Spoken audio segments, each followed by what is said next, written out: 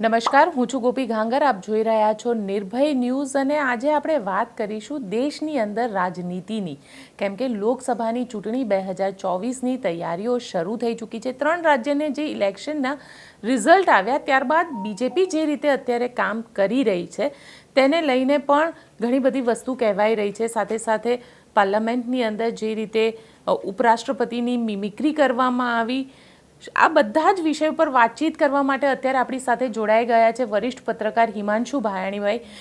હિમાંશુભાઈ, નિર્ભય ન્યૂઝમાં આપનું સ્વાગત છે. Thank you. બીજી વખત આપની સાથે એક કેવિયેટ આપી દઉં કે મારી સાથે વાત કરશો વ્યૂઝ બહુ નહીં મળે, કન્ટેન્ટ મળશે કદાચ, એટલે અને કન્ટેન્ટ એમનો સાંભળવા જેવો હોય છે. આપી દઉં છું કે વ્યૂઝ નહીં આવે, એટલે વ્યૂઝ જો કરતા વિચારીને તમારી સ્પેસ તમે ઓક્યુપાય કરજો એમ. ના, વ્યૂઝ કરતા પણ કન્ટેન્ટ મહત્વની વસ્તુ છે અને વરિષ્ઠ પત્રકાર છે એટલે એમની દરેક વાતમાં એક સુપર ડુપર લોજિક તમને જાણવા મળે અને એ લોજિક વરિષ્ઠ થોડું ઓલું એજેડ ને એવું લાગે છે, હજી બાઇક ચલાવું છું 250-200 કિલોમીટર, એટલે પત્રકાર રાખો, સ્વતંત્ર પત્રકાર રાખો. સ્વતંત્ર પત્રકાર. ચલો હિમાંશુભાઈ, લોકસભાની ચૂંટણી 2024 શું લાગી રહ્યું છે? બહુ બધી ચૂંટણી તમે કવર કરી છે, શું લાગી રહ્યું છે આ વખતે શું થશે? છેલ્લા જે પરિણામો આવ્યા 5 રાજ્યોની ચૂંટણીમાં, જે પ્રકારે એમાં જે કોન્ફિડન્સ, એક પ્રકારનો જે વેવ ઓફ કોન્ફિડન્સ જે ભારતીય જનતા પાર્ટીમાં ને ખાસ કરીને કાર્યકરોમાં, એ જોતાં એવું લાગે છે કે બહુ સ્ટ્રેટેજિકલી હવે પાર્ટી જઈ રહી છે. આપણે ગયા અઠવાડિયામાં આઈ થિંક આ સમાચાર આપણે સાંભળ્યા કે કમલમ ખાતે MLA અને MPsની પણ મિટિંગ થઈ, જેની જે લીડરશિપ હતી એ આપણા મુખ્યમંત્રી ભૂપેન્દ્રભાઈ પટેલ અને સંગઠન તરફથી CR પાટીલ પ્રદેશ અધ્યક્ષ, એમની નેજા હેઠળની આખી વાતચીત આવી છે. આપણે ગોપી આ વાત ઘણી વખત થઈ છે કે બીજેપી પાસે 3 પ્રોન્જ ફોર્મ્યુલા છે. એક એની પાસે કાર્યકર્તાઓ છે, બીજું કે ઉત્તર પ્રદેશમાં જે પ્રકારે કોરોના બાદની ચૂંટણી ભારતીય જનતા પાર્ટી જીતી 100-200 મતે, એવું જ આમ ક્યાંક આપણને આ વખતના જે 3 રાજ્યોના કે 5 રાજ્યોના જે પરિણામો આવ્યા એમાં જોવા મળ્યું. તેલંગાણાને કારણે કોંગ્રેસનો વોટ શેર છે એ વધ્યો, કારણ કે તેલંગાણામાં જે વોટ શેર હતો એ 3 ટાઈમ્સ હતો કોંગ્રેસને, 3x as compared to BJP. પણ ઓવરઓલ બીજેપી પાસે વોટ શેર ઓછો હોવા છતાં એ 3 સ્ટેટ્સમાં પાવરમાં આવી. એટલે આ જ વસ્તુ કદાચ રેપ્લિકેટ થાય લોકસભાની ચૂંટણીમાં. લાસ્ટ ટાઈમ જ્યારે આપણે ચર્ચા કરી હતી ત્યારે પણ આ જ વાત આપણે કરી હતી કે જો આ ફોર્મ્યુલા પ્રમાણે જાય તો મે બી એની પાસે 27% કમિટેડ વોટ શેર છે. જે ગઠબંધન છે ઇન્ડિયા, એની પાસે કમિટેડ 73% વોટ શેર છે. એટલે એની સામે લડવા માટે થઈને આ વસ્તુ બની શકે કે વોટ શેર ભલે તમારી પાસે વધારે હોય, પણ મે બી કે સીટ્સ તમે વધારે ક્લેમ કરી અને ક્યાંક તમે સત્તા ફોર્મેશનમાં કઈ રીતના તમે એક મેજોરિટી લઈને આવો. ચેલેન્જ જે છે અત્યારે ગઠબંધન તરફથી એ છે કે ગઠબંધન જે મુદ્દાઓ ઉપર વાત કરી રહી છે, બેરોજગારી, ભ્રષ્ટાચાર અને મોંઘવારી. બેરોજગારી એ એવો મુદ્દો છે કે એ ભારતમાં હંમેશા જ્યારથી ભારત સ્વતંત્ર થયું ત્યારથી મુદ્દો છે, એવું નથી કંઈ નથી, પણ મોંઘવારી આવી નહોતી. અને સાથે સાથે મોંઘવારી અને એમાં પણ આ ભ્રષ્ટાચાર.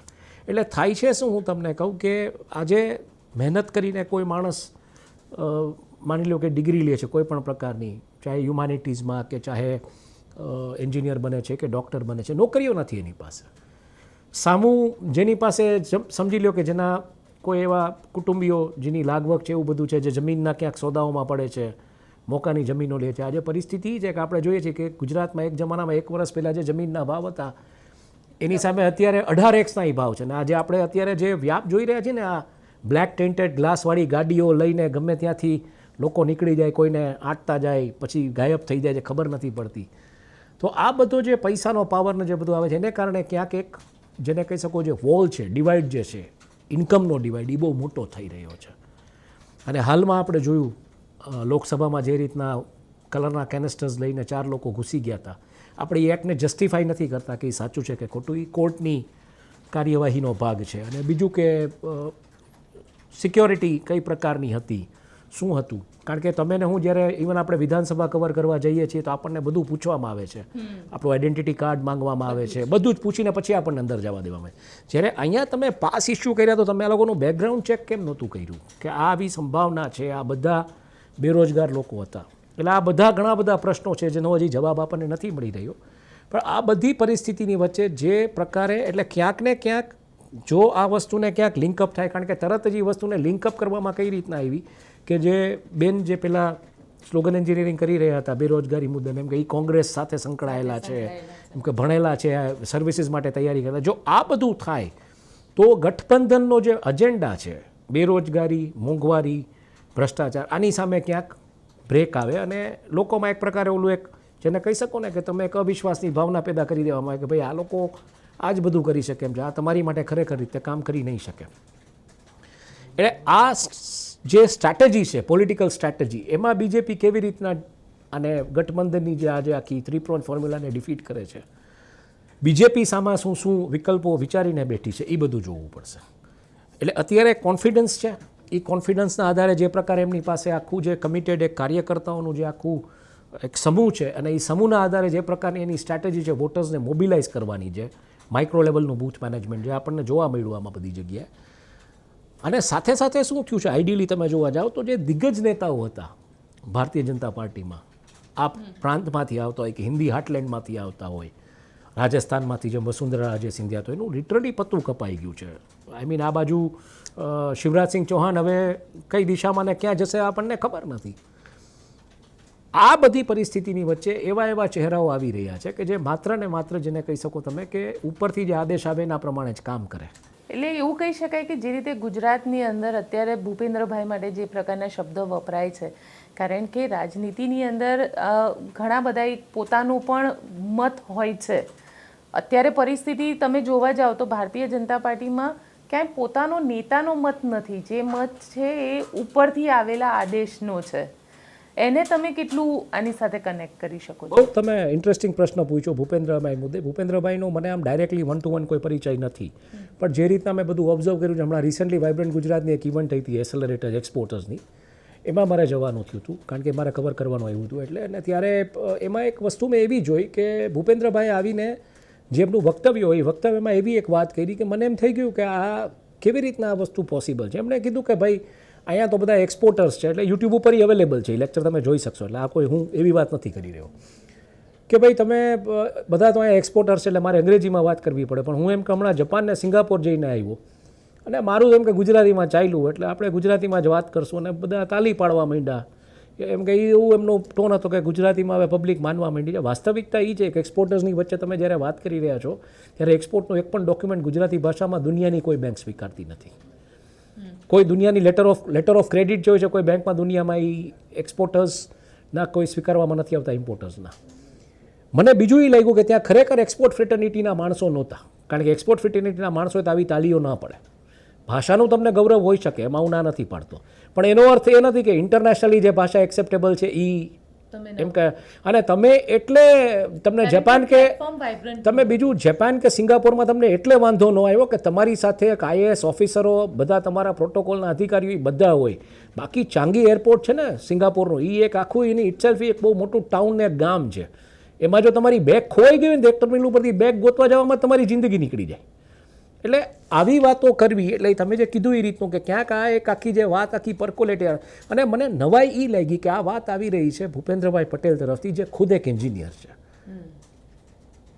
એ એમ કહી શકે કે મારું કામ ચાલ્યું, પણ મેં એક ઓબ્ઝર્વ કર્યું કે અંગ્રેજીમાં જ બધે વાતો થતી હોય છે ને તમારે એમ કે આ ભાષાને તો મહત્ત્વ આપવું પડશે, કે એમાં તમારે વોકેશનલ કોર્સિસ સરકાર શું કરવા માગે છે કે એ દિશામાં કાંઈક વાત હોવી જોઈએ. એ માયલી કોઈ વાત નહોતી. એટલે ડેફિનેટલી તમે જે કીધું એ રીતના કે ક્યાંક એવી આખી એક લેયર ઊભી થઈ રહી છે જે માત્ર ને માત્ર આદેશોનું પાલન કરશે. અને બીજું શું થયું છે બહુ ઇન્ટરેસ્ટિંગલી ગોપી, કે રેવન્યુની જે આખી તાકાત છે ને એ સેન્ટ્રલના હાથમાં આવી ગઈ છે GST થકી. એ પહેલાં હું કલેક્ટ કરી લઉં છું, પછી હું તમને તમારો શેર આપું છું. એટલે જ મમતા બેનર્જીને આ બધી આપણને અવાજો બધી જગ્યાએથી સાંભળવા મળે છે કે અમને અમારો શેર જોઈએ. દિલ્હીમાં જઈને કેમ્પ કરે છે, શું કરવા. એટલે હવે કેન્દ્રમાં જે રીતના પકડ મેળવી છે ને આ 3 રાજ્યોની ચૂંટણીમાં, આ 5 રાજ્યોની ચૂંટણીમાં જે રીતના બીજેપીએ એક રાજ્ય જાતું કર્યું ને બાકીના 3-4 ઉપર જે પકડ મેળવી છે એ બહુ ઇન્ડિકેટિવ છે કે બીજેપી ડેફિનેટલી ક્યાંક મૂંઝાયેલી છે. એ મેન્ડેટ નથી લેવા માંગતી કે જેમાં એમ કે ભાઈ એની અસરો 2024 ઉપર પહેલી વખત એવું બન્યું છે. આ સમજજો તમે, મોટા ભાગના બોર્ડર લાઇન સ્ટેટ્સમાંથી બીજેપી બહાર નીકળે છે. કાશ્મીર, પંજાબ, ગુજરાતને બાદ કરતા રાજસ્થાનમાં નહોતી બીજેપી, પાછી અત્યારે આવી. નેક્સલ બેલ્ટ્સ એમાં બીજેપી જનરલી ક્યાંય નથી.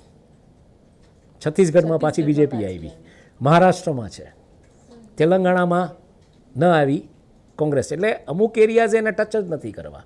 પણ આ બધી જગ્યાએ ક્યાંક ને ક્યાંક બીજા બધા ઇકોનોમિક બેનિફિશરીઝ છે.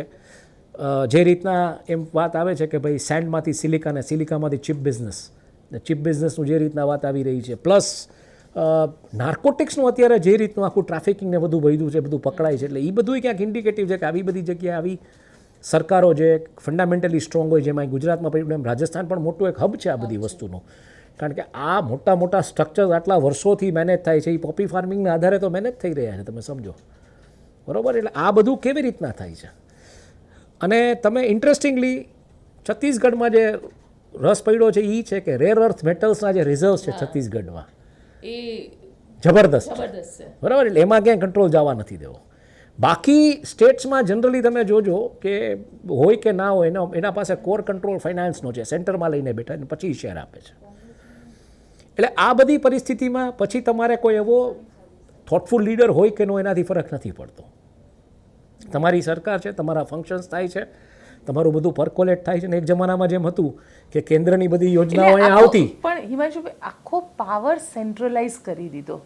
અને આ જે પાવર સેન્ટ્રલાઇઝ કરી દીધો એના કારણે પરિસ્થિતિ એ છે કે સ્ટેટ પાસે એવા કોઈ રાઇટ્સ નથી રહ્યા. સ્ટેટ્સ પાસે રાઇટ્સ નથી રહ્યા. બીજું, સ્ટેટ્સમાં બધી જગ્યાએ આઈડિયલી તમે જોવા જાઓ તો વિપક્ષ ખતમ થઈ ગયું છે, કારણ કે સેન્ટ્રલી તમે વિપક્ષ ખતમ કરી નાખ્યું. એટલે હવે તમારે જે ખતમ કરવાની સિવિલ સોસાયટી છે, કે સિવિલ સોસાયટીમાંથી આવા અવાજનો અવાજ હોય. એટલે સિવિલ સોસાયટી અત્યારે શેનો ઉપયોગ કરે છે તો કે સોશિયલ મીડિયાનો.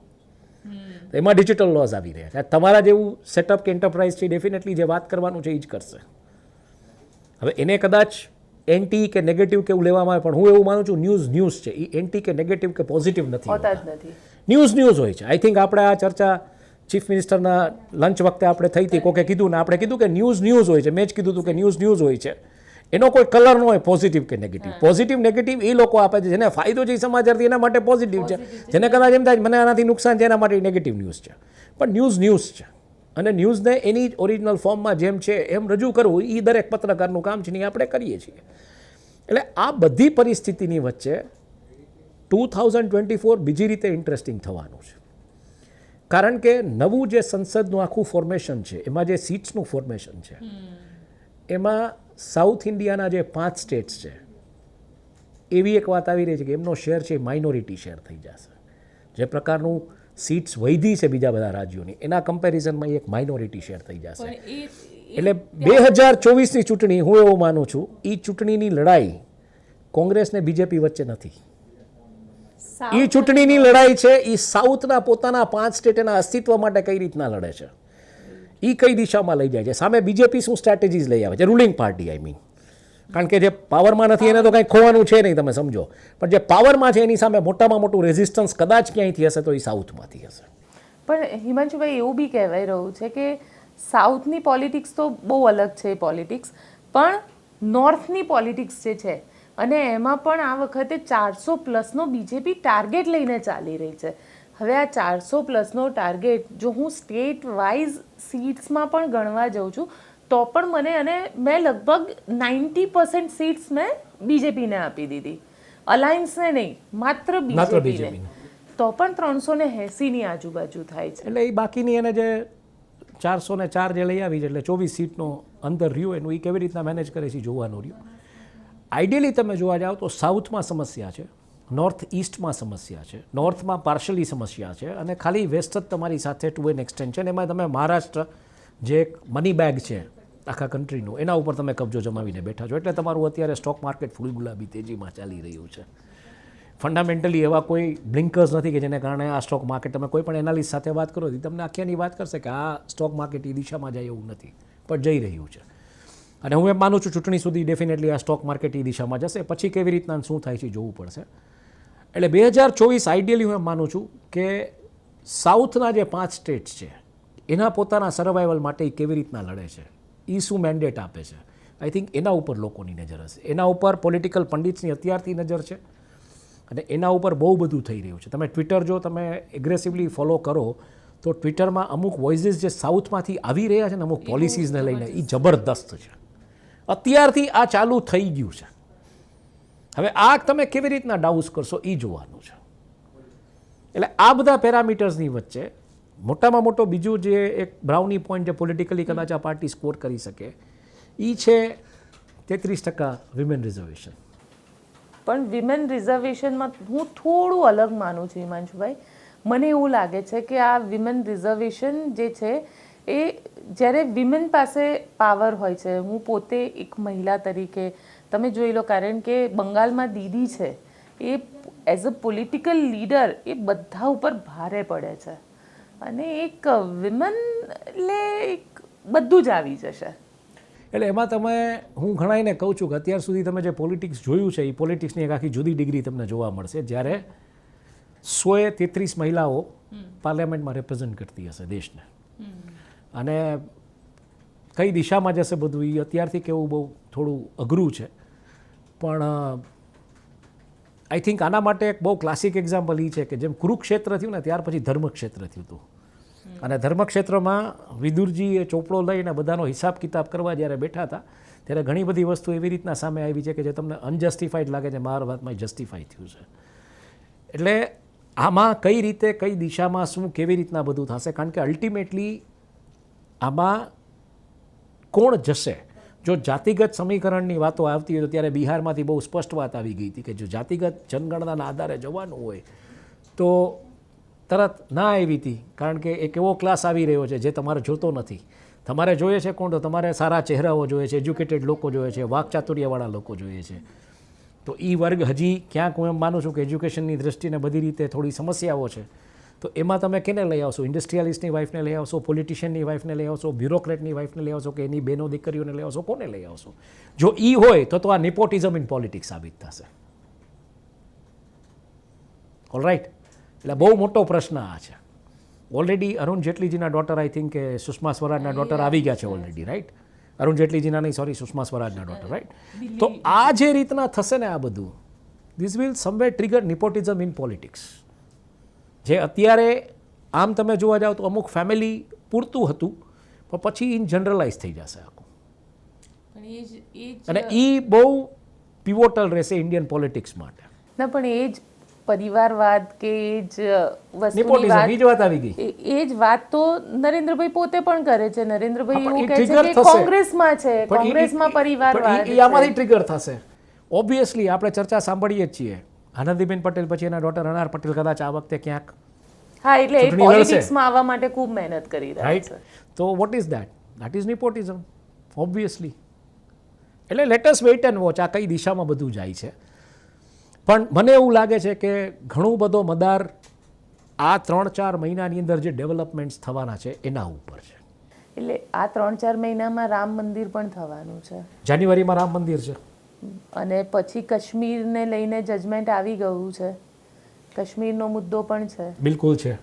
આ બંને મુદ્દા તમને કેવા લાગે છે? કારણ કે પોલિટિક્સની અંદર અને લોકસભાના ઇલેક્શનમાં, કારણ કે આ મુદ્દા અત્યાર સુધી સ્ટેટ ઇલેક્શનમાં ચર્ચા નહોતી થતી, પણ હા, સેન્ટ્રલ ઇલેક્શનની અંદર 100% આ મુદ્દાની ચર્ચા થશે. તમને બહુ ઇન્ટરેસ્ટિંગ લાગશે. ક્યારેક હું બાઇકથી ટ્રાવેલ કરતો હોઉં છું તો ક્યાંક હાઈવેના ઢાબા ઉપર કે ક્યાંક બ્રેક લીધો હોય, ક્યારેક હું બસથી ટ્રાવેલ કરું. તો આ વખતે હું જ્યારે ટ્રાવેલ કરતો હતો બસથી, ત્યારે મારી આગલી સીટમાં એક ભાઈ એવા બેઠા હતા. એ બધું એમ કહેતા હતા કે ભાજપનું એમ કે પોલિટિકલ ટ્રમ્પ કાર્ડ એના એવડા પાવરફુલ હોય છે. એ કોઈ યંગ છોકરો જ હતો, બીજા કોઈની બાજુમાં કોઈ બેઠા હતા એની જોડે એ વાત કરતો હતો, અને I was just overhearing them. એ કહે કે લાસ્ટ ટાઈમ જે આ રીતના થયું ને પુલવામાનું બધું થયું તો પછી તરત જ એમ કે લોકોમાં એક સેન્ટિમેન્ટ આવ્યો ને આખું ફરી ગયું ને રાષ્ટ્રવાદની વાત આવી ગઈ, અને એમ કે એ ભાજપમાં એ તાકાત છે. ને એ ભાઈ ઘણી બધી વાતો કરતા હતા કે કઈ રીતના ફંડ્સ બધા ફટાફટ સેન્કશન થાય છે ને કેમાં બધા બ્રિજીસ ને પુલ ને બધું બનવા માંડ્યું છે, બધી એવી બધી. એટલે સાચું ખોટું કેટલું એ ખબર નથી, પણ આવી એક કોમન માણસો ચર્ચા કરતા હોય છે. એમાં એણે જે વાત કરી બહુ ઇન્ટરેસ્ટિંગ હતી. જાન્યુઆરીમાં કે રામ મંદિર થઈ જશે એટલે માર્ચ સુધીમાં ઇલેક્શન ડિક્લેર થવાની સંભાવના છે. એટલે આ એક બહુ કોમન મેનનું થિંકિંગને હું તમને રિફ્લેક્ટ કરું છું. જે બસમાં મુસાફરી કરતા લોકો એ જે વાત કરતા એની હું તમને વાત કરું છું. આ મારું કોઈ એનાલિસિસ નથી, આ એક કોમન મેન જે પરસીવ કરતો હોય છે. બીજી એણે એક વાત કરી એ કે માની લ્યો એ કે જેમ ક્રેમિયામાં એ કે પુટિને ક્રેમિયા ઉપર ચડાઈ કરી, પણ એ કે અહીંયા પીઓ કે નહીં 10 કે 15 કિલોમીટર સુધીમાં એક લશ્કર ખડકી દીધું તો એ કે પાછું રાષ્ટ્રવાદ જ પકડાઈ જાય, અને એ કે કોઈ સવાલ જ નથી કે 404 નહીં વધારે સીટ મળે. એટલે તમે જે ગણતરી પ્રમાણે 90% આપીને 24 સીટ્સની જે ડેફિસિટ જુઓ છો એ કદાચ આવી રીતના કન્વર્ટ થાય, એક એવી સંભાવના છે. અને આ થવાની સંભાવના એટલે છે કે આની ચર્ચાઓએ જોર પકડ્યું છે, એટલે આ થશે એવી આપણે સંભાવના માનીને ચાલે. બીજું કે આ એટલા માટે થાય કે જે વોટર્સ થોડા મોબિલાઇઝ થયા છે, કે થોડા વોટર્સ જે થોડા વિચલિત થયા હોય મોંઘવારીના મુદ્દે, બેરોજગારીના મુદ્દે, બધાને રડે છે. અને બીજેપીમાં શું થયું છે કે બીજેપીમાં જે નવો બ્રાસ આવ્યો છે એ પૈસા બનાવે છે, જૂના જે જનસંખ્યા થયેલા લોકો છે એ તો હેન્ડ્સ ટુ માઉથ જ બિચારા જીવી રહ્યા છે, અને એની એ લોકોની અંદર બહુ પીડા છે આ બધી વાતને લઈને, પણ એ ક્યાંય વ્યક્ત નથી કરી શકતા એની વ્યથા ક્યાંય. એટલે એમાં છે, એટલે ઈ વર્ગ કદાચ જે વિચલિત થઈને આ બાજુ જવાનો હોય તો એ પાછું આ બાજુ આવી જાય, એના માટે એ થાય રાષ્ટ્રવાદ, રામ મંદિરને બીજું કે 370 તમે કરી નાખ્યું. એટલે આ બધું થઈ ગયું છે આ 10 વર્ષની અંદર, એવી વાત આવી રહી છે. ઈ વર્ગ એવું માને છે. હું જે મુદ્દો જોઉં છું આ મુદ્દાઓ સિવાય, રાષ્ટ્રવાદના એના મુદ્દાઓ સિવાય હું એક બીજો મુદ્દો જોઉં છું. એ મુદ્દામાં સરકાર કેવી કામગીરી કરે છે આ બીજા 2-3 મહિનાની અંદર એ જોવાનું આવશે, અને કદાચ એના વિશે વાત થશે. કોરોનાનો એક વેરિયન્ટ અત્યારે ચાલી રહ્યું છે, અને કોરોના મિસ્ટીરિયસ ન્યુમોનિયાની વાત આવી રહી છે, ને બધે અત્યારે કેસીસ અમદાવાદમાં ને બધે આવવા માંડ્યા છે. હવે આમાં માની લ્યો કે ગવર્મેન્ટ જે કાંઈ એક્ટિવિટી કરે એને ઓલું કરવાની, ને એમાં પછી એ રીતની વાત આવે કે બીજો વેવ આવી રીતના ન થવા દીધો, કે બીજું આ વેરિયન્ટ આવ્યું તરત અમે ડાઉઝ કરી દીધું. કારણ કે આ ઇલેક્શનનો એક બ્રાઉની પોલિટિકલ પોઈન્ટ, કોઈ પણ પોલિટિકલ પાર્ટી એક બ્રાઉની પોઈન્ટ તરીકે સ્કોર કરવા માંગશે. કારણ કે ઇકોનોમી, બેરોજગારી, મોંઘવારી, ભ્રષ્ટાચાર, આ મુદ્દાઓ તો છે. એના વિશે તો ડૉક્ટર રઘુરામ રાજને હમણાં વાત કરી કે તમે નોઈડા, ગુરગાંવ, આ બધું મુંબઈના આવા બધા એરિયા જે ફર્સ્ટ સિટી કાઢી નાખો, ફર્સ્ટ વર્લ્ડ સિટીઝ, તો બાકી તો સબ સહારિયન જેવાય રહે. રૂબિકા લિયાકતે એને ઇકોનોમીનું લેસન આપવાનો પ્રયાસ કર્યો, રૂબિકા લિયાકતે લોકોએ ટ્રોલ કર્યા. એટલે આ બધી વસ્તુઓ છે. એટલે આમાં કેવી રીતના પીવોટ થાય છે, અને હું નંબર્સ ઉપર વધારે જાઉં છું, એટલે નંબર્સ કેવી રીતના એ લોકો મેનેજ કરે છે. એઝ આઈ સેડ, બધી જ જગ્યાએ સિચ્યુએશન આમ તમે જોવા જાઓ તો ફેવરમાં નથી, વેસ્ટ સિવાય. હવે બાકીનું કેવી રીતના મેનેજ કરે છે. હજી મણિપુર તમે સમજો, મણિપુર જો એટલું શાંત પડ્યું નથી. મણિપુર હજી કન્ટિન્યુઝ ધ વેટ, એટલે આખો નોર્થ ઇસ્ટનો બેલ્ટ છે એના ઉપર બહુ મોટી સમસ્યાઓ છે. અચ્છા, પીઓકેની વાત થાય છે, અક્ષય ચીનની વાત નથી થતી. સૌથી મોટો મુદ્દો એ પણ છે.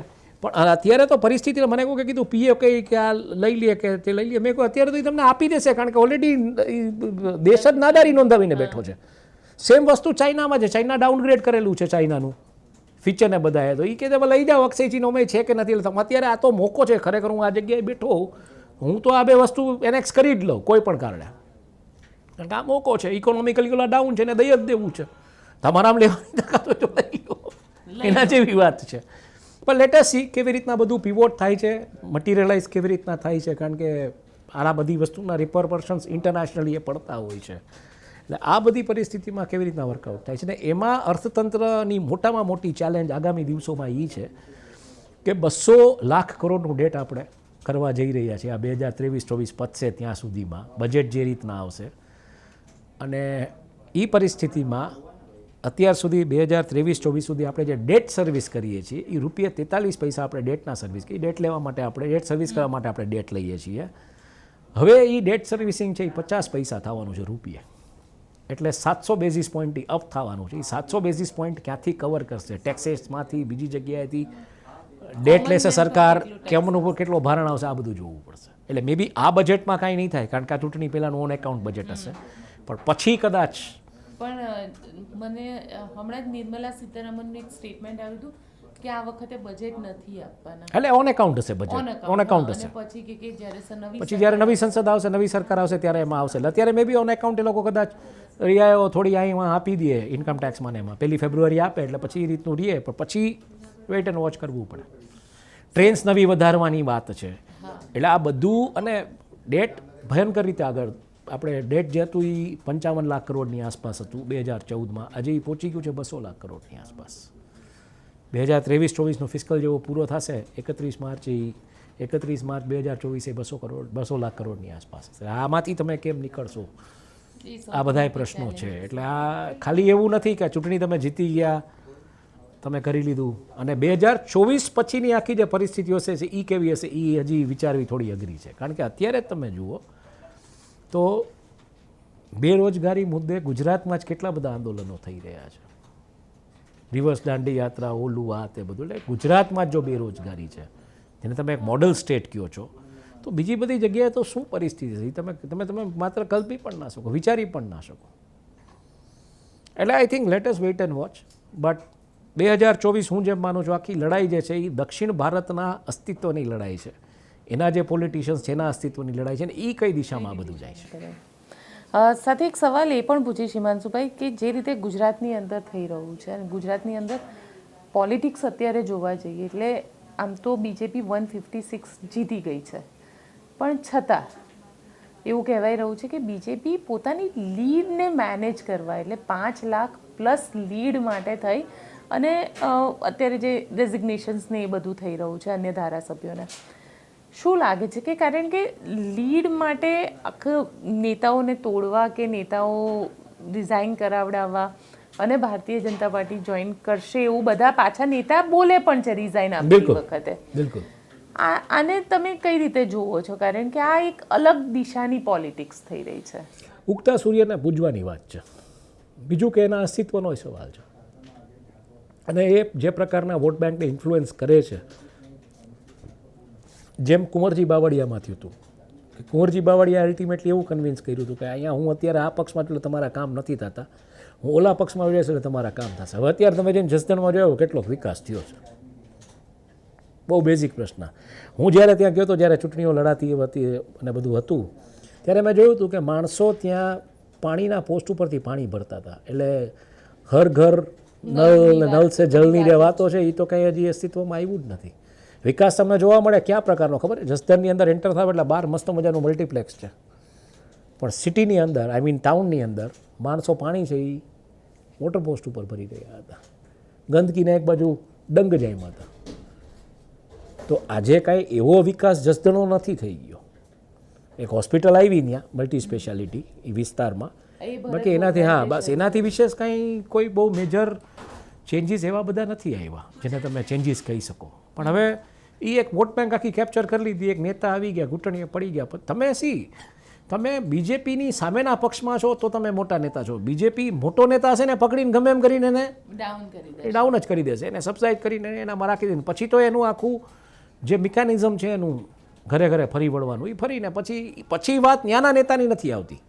પછી વાત આવી જાય છે રાષ્ટ્રની. રાષ્ટ્રમાં શું નિર્માણ થયો, વંદે ભારત ટ્રેનો કેટલી આવી, બુલેટ ટ્રેનો કેટલી આવી, ઓલું કેટલું આવ્યું, ઓલું કેટલું આવ્યું, એ જ બધી વાતો મીડિયા કરે છે ને. એટલે જ મીડિયાની સામે અત્યારે સમસ્યાઓ છે. મીડિયાના એન્કરોને હમણાં કોઈ કોન્ક્લેવ્સમાં કે એમાં જે રીતના નેતાઓએ લતાડ્યા છે, શું કામ લતાડ્યા છે? કે તમે ઓલી લેંગ્વેજ બોલો છો, તમે ખરેખર જાઓ. પ્રવક્તા અને પત્રકાર વચ્ચેનો ફરક નથી. પ્રિસાઇઝલી તમે જઈ અને પરિસ્થિતિનો ચિતાર તો લ્યો. વાત સાચી છે. હું તમને અમદાવાદનું એક એક્ઝામ્પલ આપું, ક્લાસિક. થોડા દિવસો પહેલાં આજે સોલા બ્રિજ છે, ત્યાં એક સ્ત્રી વકીલ સ્કૂટર લઈને જતા હતા. એમને એક ગાડી આખે આવીને જે એ બ્રિજ ચડવા જતા હતા એને પછાડ્યા રોંગ સાઈડમાં, ટેન્ટેડ ગ્લાસવાળી ગાડી હતી. એ સ્ત્રી વકીલ ત્યાં બેહોશીની હાલતમાં 1 કલાક માટે પડ્યા, કોઈ એની મદદ ના આવી. ત્યાંથી એક બેન કોક નીકળ્યા, એણે જોયું, એણે લેડીઝ જોયા એટલે એની છોકરાને મૂકવા જતા એટલે મૂકી. એ બેન પાછા આવ્યા, આ બેનને લઈ ગયા, હોસ્પિટલે લઈ ગયા. તમે વિચાર કરો, આ જે સીસીટીવી કેમેરાસ છે, સીસીટીવી કેમેરાસ તમે દંડ માટે વાપરો છો, તમે કેમ આ સીસીટીવી કેમેરાની ફીડ્સને પેરેલલી તમે 108માં ફીડ કરીને એમ કહો કે આ જગ્યાએ એક્સિડન્ટ થયું છે, આ ફીડનો સીસીટીવી કેમેરા તરત વાયરલેસ ઉપર કમ્યુનિકેટ કરીને પોલીસની એક વ્યવસ્થા ત્યાં કરાવડી, ત્યાંથી ટ્રાફિક ડાયવર્ટ કરવા. કારણ કે એ એવી રીતે પડ્યા હતા બેન કે ટ્રાફિક એની માથેથી કદાચ વયો ગયો હોત ને તોય કોઈને ખબર ન પડે. અને તમારી પાસે જે સીસીટીવી કેમેરા છે, આવું કોક પછાડીને વયું ગયું તો તમારા એ ચોથા કે પાંચમા સીસીટીવી કેમેરા કઈ કાર આવી જવી જોઈએ અંદર, એને ઊભી રાખી દેવી જોઈએ. તું એક્સિડન્ટ કરીને હિટ એન્ડ રનનો કેસ છે આખો. આ ઘટના થઈ છે. અને ઇન્ટરેસ્ટિંગલી તમે જુઓ કે કોઈ પબ્લિક ઇન્ટરેસ્ટ લિટિગેશન વકીલો કે બાર એસોસિએશન નાખતું નથી આમાં કે ભાઈ આ કરવું જોઈએ, તમે પૈસા ઉઘરાવો છો બરોબર છે, રાઈટ, પણ તમે આ ટ્રાફિક મેનેજમેન્ટને આ બધી માણસોની લાઈફ બચાવવા માટે તમે આનો ઉપયોગ કરી શકો છો ને. 1 કલાક એ વ્યક્તિ બેહોશીની હાલતમાં પડી રહી હતી, આ તો જીવી ગઈ. નો જીવી હોત તો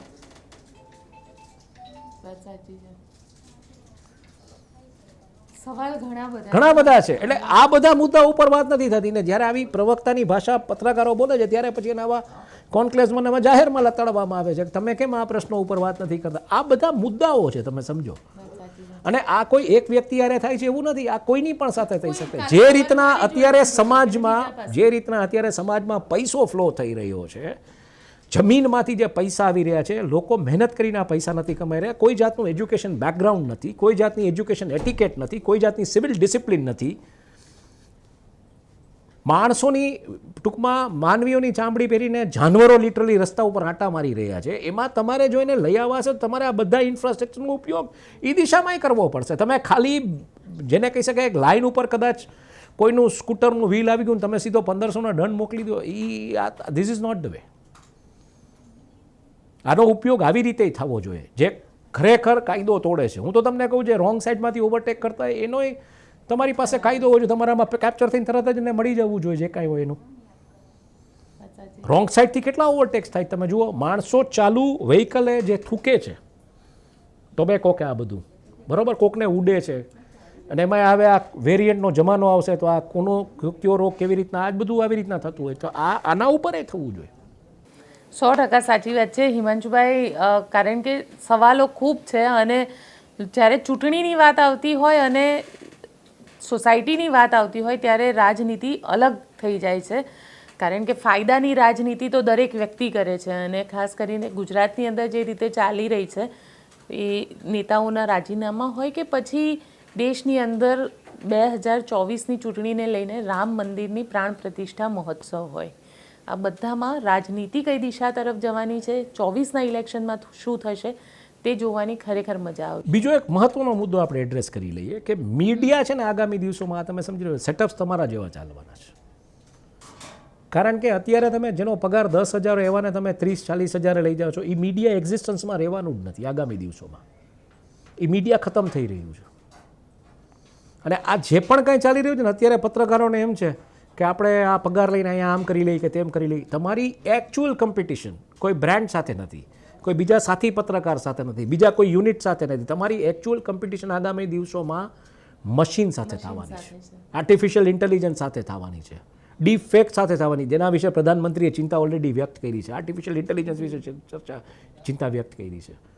એટલે આ બધા એરિયાઝ છે. એઆઈ પિન આવી ગઈ છે જે આખું ફોનનું બ્રાઉઝિંગ તમારું હટાવી દેવાની છે. તમારા હાથની અંદર તમારા પામ ઉપર તમને ડિસ્પ્લેસ મળશે, જેસ્ચર્સ ઉપર આખું તમારું કામ ચાલવાનું. એટલે આ દિશામાં પત્રકારોય નથી વિચારતા કે આપણે આ પક્ષકારત્વ છોડી અને આપણે આપણી જાતને અપગ્રેડ કેમ કરીએ આમાં. એટલે જ હું કહું છું ને, ન્યૂઝ ઇઝ ન્યૂઝ, એનો કોઈ કલર ન હોય, પોઝિટિવ કે નેગેટિવ ન હોય. News is news. આપણે જે આ વાત કરી ન્યૂઝ ઇઝ ન્યૂઝ. રિયાલિટી એ છે કે સામે એક ચેલેન્જ છે ને તમે એડ્રેસ કેમ કરશો. હવે એ કોઈ એમ કહેશે કે આ તો નેગેટિવ છે, બરોબર, કોઈ એમ કહેશે આ પોઝિટિવલી આ દિશામાં વાત કરે છે. But news is news. News એ છે કે જર્નલિસ્ટની કોમ્પિટિશન આગામી દિવસોમાં મશીન સાથે છે. અને એમાં આવા સેટઅપ્સ તમને, કારણ કે આવા સેટઅપ્સ પાસે અપગ્રેડ થવાની તાકાત ફાસ્ટ હોય, ચેન્જ આવે એ ચેન્જ એડપ્ટ કરવાની તાકાત હોય, મોટું હોય ને જબરદસ્ત. એમાં પછી 45 જણા નોકરીમાં કાઢવા પડે તમારે એક વ્યક્તિનો 2-2.5 લાખનો પગાર સાચવવા માટે થઈને. એ અપગ્રેડ ન થાય કોઈ દિવસ. આ તમે સમજી લો ટીઆરપીની રેસમાં એક સમય સુધી રહીએ પછી બધું ધ્વસ્ત થતું જાય. એટલે આ સેટઅપ્સ આવા અપગ્રેડ થતા જશે. ટેકનોલોજીના લાઇસન્સ એ રીતના આવશે, લેશે, અપગ્રેડ થશે. સો ફ્યુચર આ છે. ચલો, હિમાંશુભાઈ સાથે ચર્ચાનો ક્યારેય અંત આવતો જ નથી અને મજા પણ એટલી જ આવે છે. પણ એમને શરૂઆતમાં જ કહી દીધું કે વ્યૂઝ નહીં આવે પણ માહિતી ખૂબ મળશે. એટલે આપણને જે માહિતી અહીંયા મળે છે એ ક્યાંય બીજે પણ નથી મળતી.